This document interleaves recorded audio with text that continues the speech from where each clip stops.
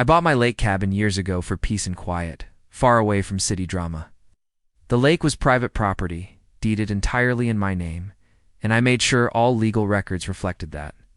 To me it was heaven, fishing at dawn, quiet evenings, with the water rippling under the moonlight and no one telling me what to do with my land.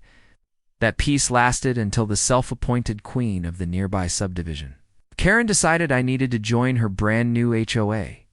It started with a knock at my cabin door one Saturday morning. Karen stood there with a binder, a fake smile plastered on her face. She introduced herself as the president of the Lakeview HOA, name she had apparently made up just weeks before. "We're standardizing the neighborhood," she announced. "Everyone around the lake must join. It means paying dues and following our rules. It'll keep things orderly." I told her politely that my property was not part of any HOA, and I had zero interest in signing up. Her smile cracked instantly. "You don't have a choice," she hissed. "This whole lake belongs to the HOA now." I couldn't help but laugh. "Karen, I think you need to check the county records. I own the entire lake. It's not community property." It sent her into a frenzy.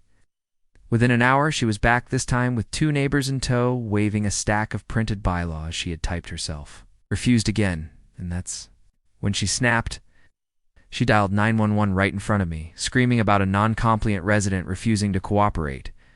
When the deputies arrived, she marched up to them as though she were their boss, pointing at me and shouting, "Arrest him for trespassing on HOA land." The deputies looked at each other, clearly confused. I calmly pulled out my deed maps and tax records, all showing my ownership of the lake and shoreline. Karen's face drained of color as the deputy flipped through the documents.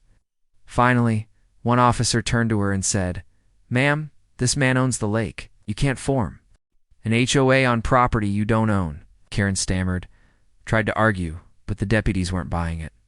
They gave her a stern warning about filing false reports before escorting her back to her subdivision.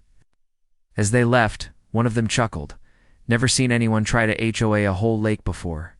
Since then, Karen still glares at me from across the water, but she's kept her distance. The best part? Every time I cast my fishing line, I'm reminded that no HOA, no matter how pushy, can tell me what to do with my lake. Asterisk, this story is just the beginning. There is so much more ahead. Subscribe to the channel to join me on this journey.